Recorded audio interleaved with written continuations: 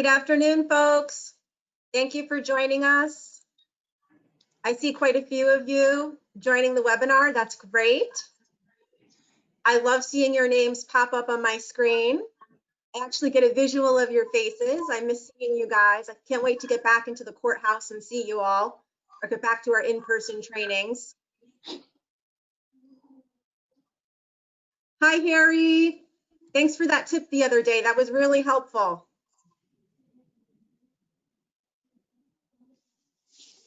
Nice to see some people that haven't joined us in a while. It's great. Thank you for logging in.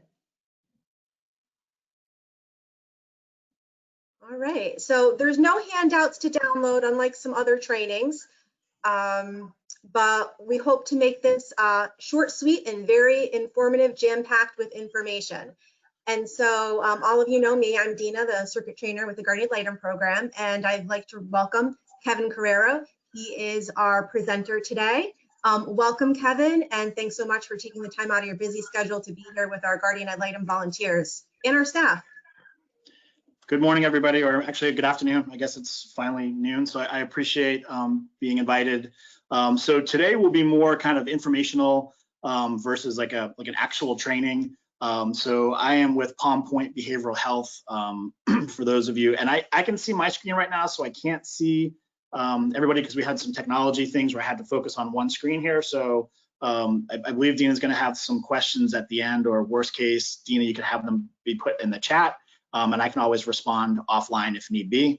So anyway, moving forward. So again, my name is Kevin with Palm Point Behavioral Health. I'm very familiar with the GAL program. I've been a behavior analyst in Brevard for 20 years. I actually have my own little side company, so I have a lot of kids that are on your probably your caseloads that I've worked with, or some of my staff work with, and obviously we may see some here at the hospital. So just real quickly, this is a virtual tour of Palm Point that we'll be doing today. So for those of you that have not seen the hospital or had an opportunity to come take a tour, you're going to see it now.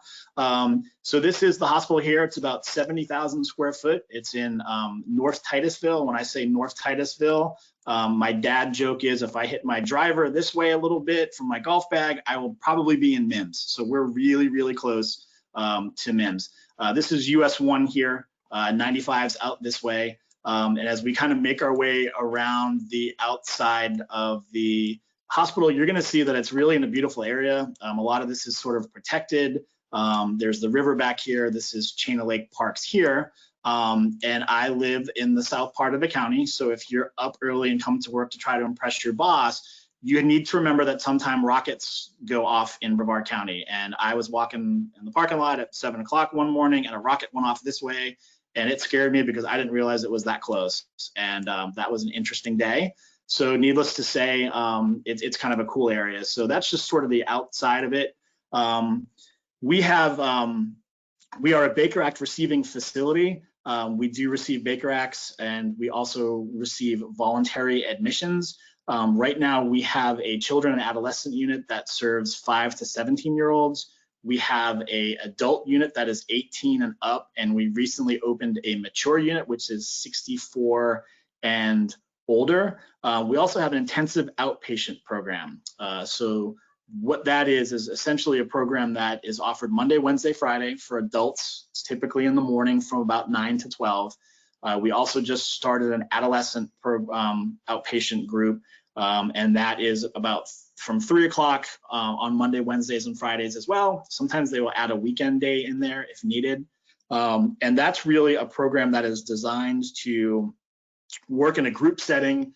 It can be people that are being stepped down from the hospital and need something a little bit more than just say counseling 1 hour a week. It's a little more intensive. It's group focused, and the things that they talk about in the group are multifaceted and will be for a wide array of people. So that's just some basic stats on the hospital. So what we're going to do is we're going to kind of jump in here. I know I've got about 20 minutes or so to be able to chat with you. So Dina, just keep me honest with my time. So one of the things I want you to notice as we go through the hospital is the color scheme, the designs, everything is sort of geared towards having some calming sort of influence. Okay, everything is kind of geared towards ensuring that people are comfortable, that they feel calm as they come in, because a lot of times people come to us, and obviously this is a psychiatric hospital, they're in crisis, right? They have concerns, they have issues that need to be addressed, and we want to make sure that they feel warm and welcome. And that's really important. You're going to notice that as we kind of move our way through the hospital. I'm originally from Boston. I talk a little fast, so if I'm talking too fast, Dina, just let me know. But I worked with adults that were released from psychiatric hospitals in Boston back in the 90s, and I can assure you this is not that hospital. That hospital looked something out of a Stephen King novel. It had a long winding road, a lake at the bottom, and white pillars with brick, and it was big and scary and frightening every time I had to go up there. This hospital is the exact opposite of that. While we are a locked facility, we try to have as many opportunities for our patients to engage in some normalcy. So here on the left, you're going to see a courtyard that kind of splits the hospital. Oftentimes, I'll be walking down doing some basic administrative duties or whatever I'm doing, and I will frequently see people sitting out here. Sometimes they'll be kicking a soccer ball around, or they may just be sitting. They'll have music playing, and they have the opportunity to kind of get outside and get some fresh air and kind of relax a little bit and get some normalcy while they're on the units. The other really important point that we have here is this is our cafeteria. So one of the cool things about this is Chef John's amazing. He runs a scratch kitchen, which basically means that obviously everything is made from scratch, but he butchers everything on site, makes all his own soups. He's really phenomenal. And again, when people come to us, they're in crisis. They may not have eaten, or they may not be eating well. They may not have slept. A lot of people come to us tired, stressed out, anxious. They're just have all these different things going on. And here they're going to come. They're going to get access to really, really nutritious food that's home cooked.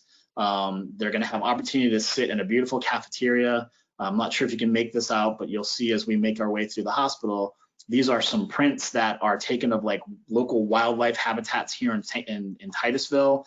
So again, it's just a nice, calm place to come, get a fresh homemade meal, and really try to kind of focus on improving your mental health. So just a quick tour of our kitchen there.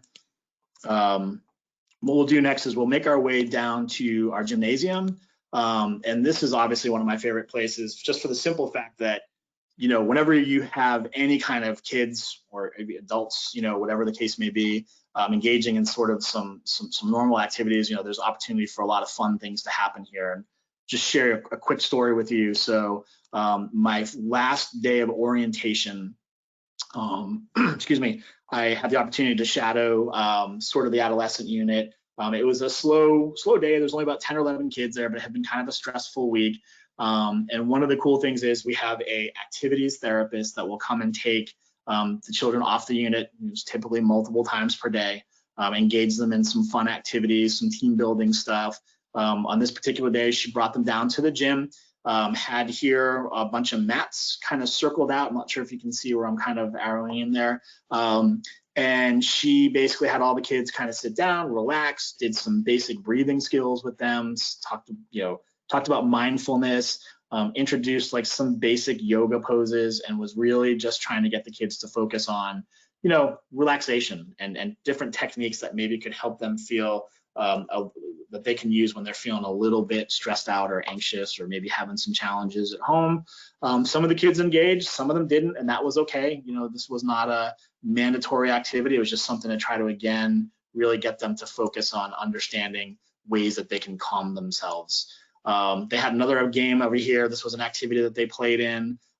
So once this initial kind of meeting was over, basically the kids kind of had free run of the gym. Some were playing basketball, some were engaging in this game. For those maybe that didn't feel like they wanted to be engaging in physical activity, there were some art projects here and some music was playing. So that was kind of a fun activity. I helped run like a little cornhole tournament, so we did that. The kids engaged in that, and that was just a lot of fun. And again, you can see the gym is beautiful. And pre-COVID, we would also have some trainings here in this facility. We can project onto the wall, and it's just kind of a great multi-purpose room. So anyway, so just kind of a neat part of our facility. So what we're going to do is we're going to bring you guys onto an actual unit, so you can see where some of the kids would be staying if they did come on to our facility. All the units are pretty much mirror images of each other. They all look very similar in the setup. Here you can see that we have the nurses station. This is kind of command central. So when a child comes on to the unit, they will see a psychiatrist. They will also see a psychiatric nurse. They'll be given a free mental health assessment, which will kind of ensure that there's no exclusionary criteria met. Exclusionary criteria can be things more so that have to do with health. You know, we don't have an active nurse outside of our psychiatric nurse, so there's no real wound care, or if there's head wounds or different things of that nature, you know, we would probably have that child stay at the hospital until they were healthy, and then at that point they deemed that it was necessary for them to still come onto our unit, then we could look and see if they would be could be admitted at that point. So a lot of things happen here. Kids will, like I said, see the psychiatrist. One of the things that we have here is just a private consult room. And here are some of the prints that we talked about earlier that are kind of available throughout the whole facility. This is just a private consult room, so sometimes the kids could meet one-to-one with the psychiatrist here. Sometimes they may meet one-to-one with the staff. We typically don't do a lot of one-to-one because we sometimes have multiple kids on the unit. But it's an opportunity where they could potentially have a quiet conversation with even one of our therapists, as we have master's level clinicians on the units along with our mental health techs. And the master's level clinicians will actually run groups multiple times per day. So one of the cool things about our facility is, while we are acute care and the average stay is 3 to 7 days for an individual, we actually will have a therapeutic component while they're here. They're not going to get just 3 hots in a cot. They'll actually will be on the unit. They'll have master's level clinicians running groups on everything from, you know, ADLs, like activities of daily living, to depressive disorders, to different things. Sometimes we'll even have our nutritionists come through and talk about nutrition and the importance of healthy eating. So this is one of our group rooms here. Sometimes what will happen too is, if the weather permits, which would probably not be this week, this is our outdoor activity area. It's looking a little bland right now, but that's simply because nobody was out during this time, so when we were shooting it. But a lot of times the kids will sit around here. They'll have a speaker that they bring out, like a wireless speaker, and they'll play some music, and they'll have different activities. They'll have soccer balls and footballs and different activities and games that the kids can play with. Sometimes it gets a little hot and they don't want to kind of be outside. So what they'll do is they'll kind of go back in, and we actually have another activity room that's a little bit bigger. And a lot of times the kids will sit in here with staff. At night times they'll play like a movie. If it's during the day because it's raining or if it's too hot, again, they'll play music here. They'll have some art projects. They'll maybe even have a group while they're doing that. So again, lots of opportunity for great interaction with our staff that are, you know, again, there to try to help them, you know, gain some insight and some skills and strategies while they're on our site. So that way, when they go back into the community, maybe they'll feel a little bit better about their mental health, a little more connected with strategies that will help them. And that's really our focus while they're here, is to help them heal. This is one of our standard bedrooms. So typically it'll be 2 kids per room. If there's a situation where a child needs to be just in a single room, you know, a lot of times we can look to try to accommodate that. Again, the calming influence of sort of the paint schemes and the decorations.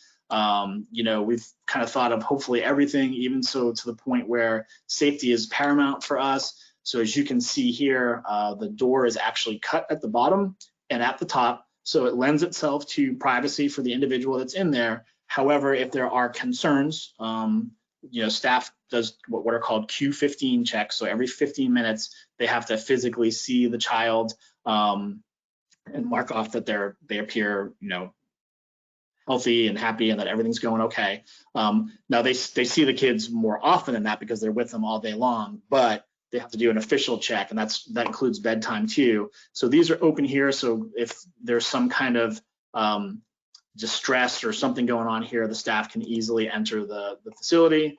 Again, it's all ligature proof, so nobody can hurt themselves by trying to, engage in activities that aren't safe. The shower curtain here is even designed that if it receives 5 pounds of pressure, it'll automatically detach from the ceiling and just kind of drop harmlessly to the ground. So again, we're all JCO approved and ACA and all that stuff. So there's lots of things that we have to do to make sure that we're doing the right stuff. Kevin, and yes. would you please be able to explain what those acronyms are? Oh, those are just our governing bodies. Basically, that's just all that is. Those are just the governing bodies that are that basically allow us to be a hospital. So that's all that is.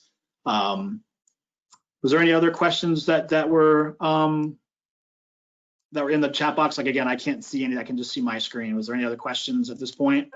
Yes, I am monitoring questions, but you please go ahead with the tour. It's great. Okay, fair enough. Okay, so what I'm gonna do now is just bring you guys back outside and just give you like a little bit of an idea. So this here is our intensive outpatient side of the building. So I am sort of tucked back in here somewhere, but this is our Baker Act receiving facility here. And what that does is a lot of times I'll just spin you around, hopefully not too much to make you all nauseous, but the first time I did this, I did it for my wife, and this tour is only a couple of months old, and I was spinning really fast, and she's like, "Oh my God, you're making me nauseous. You have to stop." So hopefully I haven't done that to you today. But a lot of times, emergency personnel, whether it's an ambulance or whether it's policemen, they will bring patients to us. They'll come here. They'll be admitted through the back Baker Act receiving facility here. They'll be screened for COVID. They'll be given a mental health assessment. Then they'll be given a health assessment by the psychiatric nurse. Deemed to be okay, they will be admitted to our unit at that point, just to kind of give you a little bit of background on how the Baker Acts work. And a lot of times in that beginning entrance, if somebody's not feeling well, they'll actually come in through the main entrance.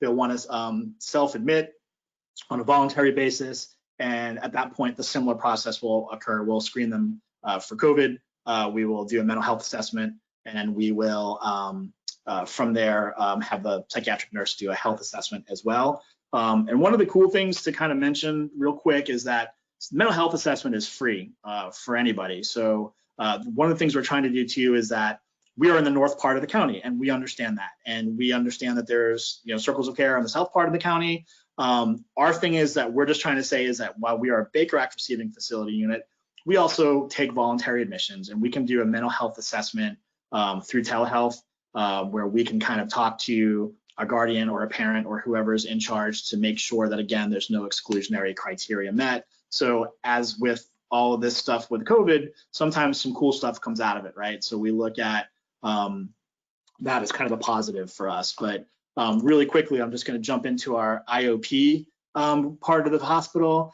This is a standard kind of group room. So this particular day, this probably looked like it might have been an adolescent unit. So it might have looked like they were engaging in some kind of art or craft or activity or whatever the case may be. But again, it's all focused on a therapeutic aspect of it. So they're not just sitting there playing games and drawing or things like that. This is the lobby. Sometimes if the group is big enough, they'll have it out here, or if it's, trying to be focused and mindful of COVID. Again, this is another little office consult. One of the nice things about the IOP program is that we do now have a psychiatrist that's tied to the IOP. So if a child joins the IOP group or an adult, they can see a psychiatrist while they're involved with the group. So that right there is essentially the facility. I kind of ran through that sort of quickly. I know time is of the essence. I know you guys are all busy. So I just wanted to, I think I can try to see you now. So I just wanted to see if there are any questions, Dina, or if there's anything that I can maybe clarify or at least try to attempt to clarify. Thanks, Kevin. What a great facility. Very client-centered. Yeah, nice. For sure.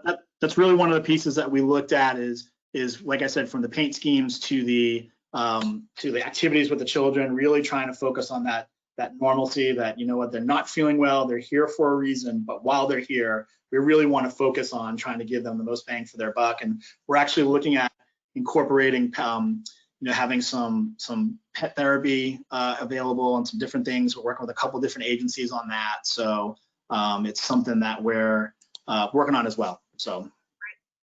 We do have some questions. You Okay. had mentioned Palm Point being a locked down facility. Correct. And so are children and parents who are there able to receive family members or friends as visitors during that time? So typically, yes. What we've done in the past is there's some parts of the hospital that you didn't see where there's actually a room that's designed for court. So if somebody is here and they actually have a court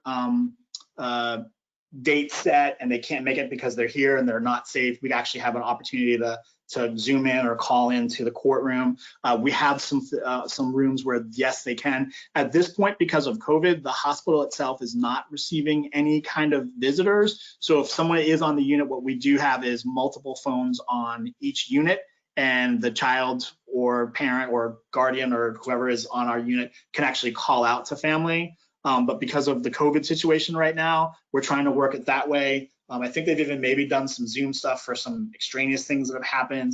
Their contact can be made, but because we're trying to keep everybody safe with the COVID-19 situation, at that point, that's how we're handling it. Okay, great. Nice that there's a courtroom for parents who want to be able to attend their hearings. You had mentioned different types of outpatient programs. Is there any transportation available to individuals who might be struggling with that? Yeah, so that's an unfortunate thing. Where we're located, it's a little bit north, but yeah, at this point we do not have transportation. There is a local bus route, that kind of comes to the area, but as far as Palm Point providing intensive outpatient transportation, that's not available at this time. Okay. And what is the training for the staff on LGBTQ awareness and support? Yeah, it's a big thing, right? So we do have regular training on that. I don't have that specific information where it is, but I can tell you that we are savvy to that we are very aware of that community and their needs. So as far as I think with the hospital setup, I think we will utilize the pronouns and the different things that are important to them. We want to be mindful of that. One of the things that I'm going to do before, because I'm sure this question will be asked, is I want to say that we try to work with them as much as we can, but that our units are mixed. So you'll have male and female on the unit. We don't have separate units out. So that person can identify themselves as they identify themselves, and we will honor that. And because our unit's mixed, we're not in a situation where if a man identifies as female and vice versa, that we would try to put them on separate units because we have that mixed unit. Okay. If that makes sense. Is that clear? Yes. Okay. I understood that. Yes. Okay. Thank you. All right. I hope if anyone didn't and has a follow-up question, please don't hesitate to put it in the question box. And then I'll reach out to Kevin about it. You had talked about voluntary admissions. What if an individual does not have insurance, even Medicaid, for some reason? So we're EMTALA, so we are a hospital, right? So if somebody comes or someone's Baker acted, we're not, oh boy, you don't have insurance, sorry buddy, good luck, here's a referral for outpatient, we will serve. We are here to serve. We will serve anybody.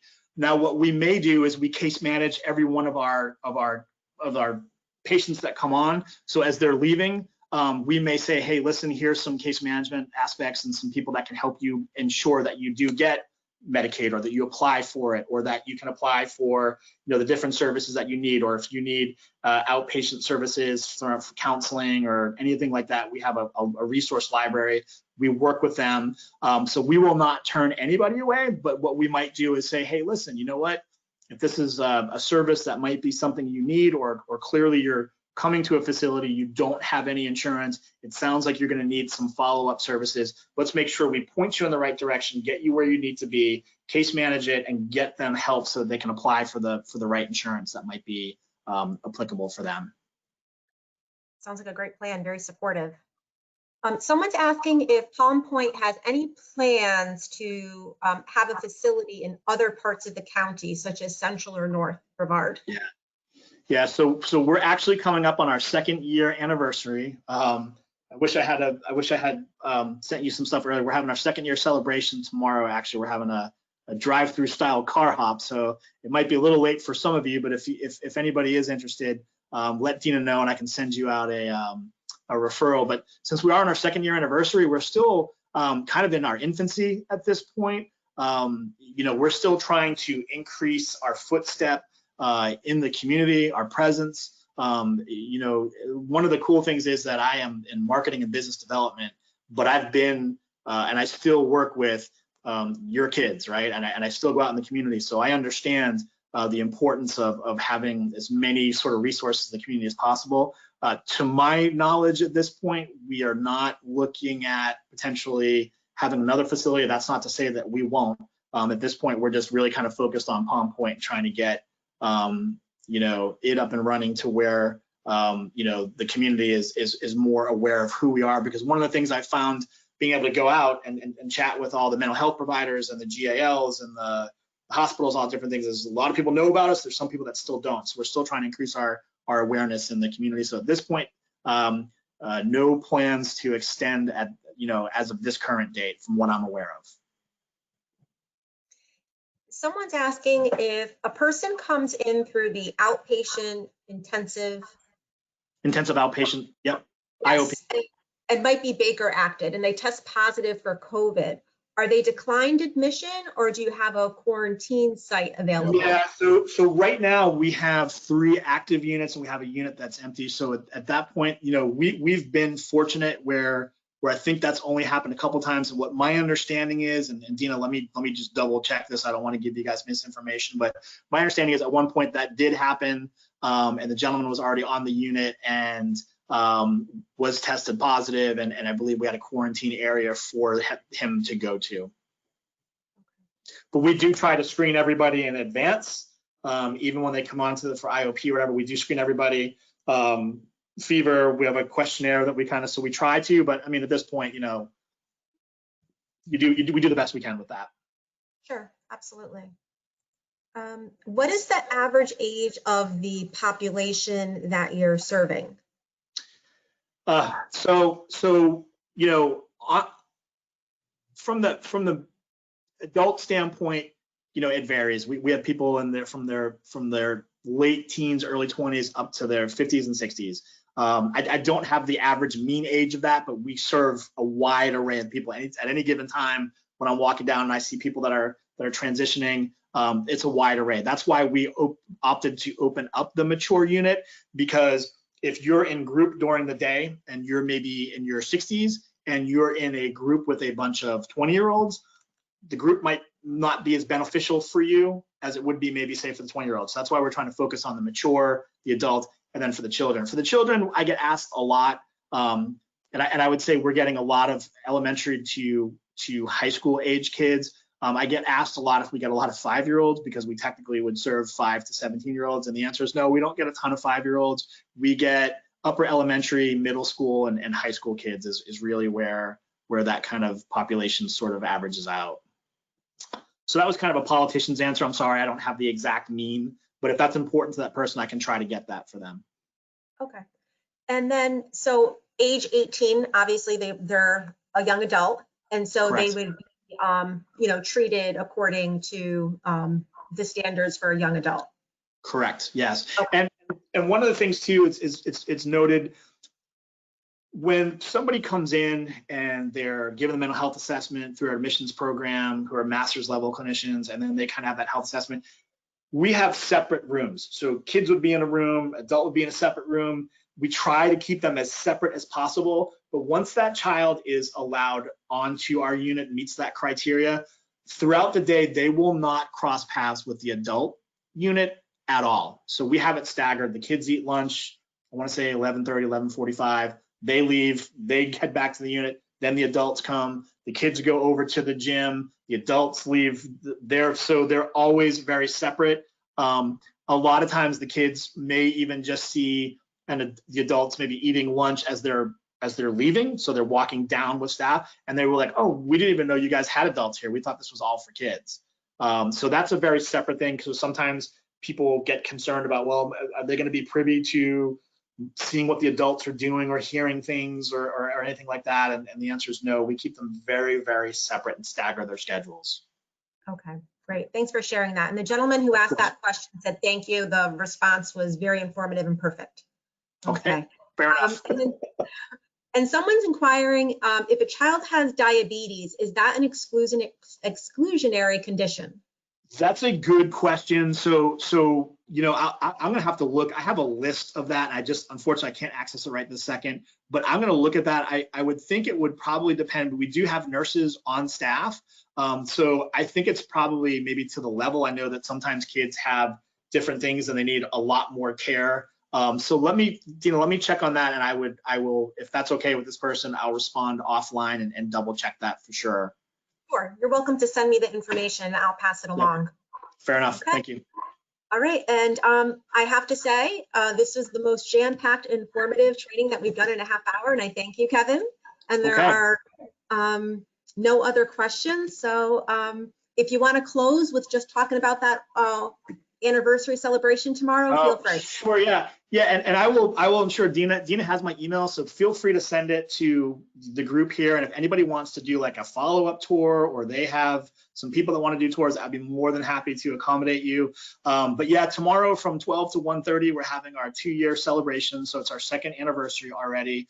We're gonna have a drive-through style car hop where we're gonna provide lunch for you and a to-go lunch. There'll be an opportunity for you to meet with my team if you feel like you have some questions and want to talk more. So there's like a little VIP sections for you to pull over, and we can come up to the car wearing a mask, you know, socially distancing, all that kind of cool stuff.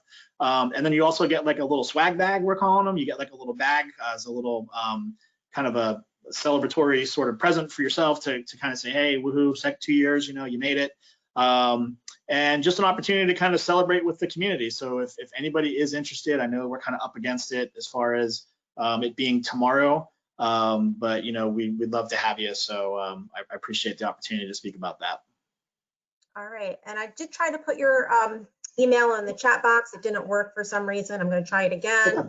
Anyone is interested, otherwise, please reach out to me, and I will send you Kevin's contact information. Sure. Yeah, no problem. So I thank you, Kevin, and thank you. I appreciate everybody too. Just real quickly, I appreciate all the work that you do. I know what great advocates you are. I know that I've had some great interactions over the years with some GALs. I've also had some that have kept me on point, and I recognize the importance of being good advocates. So I appreciate that too. And just keep up the good work. It's a challenging time, and these kids need all the supports they can get. So I thank you for your service, and I really appreciate the opportunity to speak with you guys today. So have a great day and enjoy your weekend. Thanks so much, Kevin. Be well. Hope it goes very well tomorrow. Thanks. Appreciate you. Take care. Thank you. And for all the attendees, I was able to get Kevin's email in the chat box, so I'm going to stay on for a few minutes and let anyone who wants Kevin's email just copy and paste that and save it.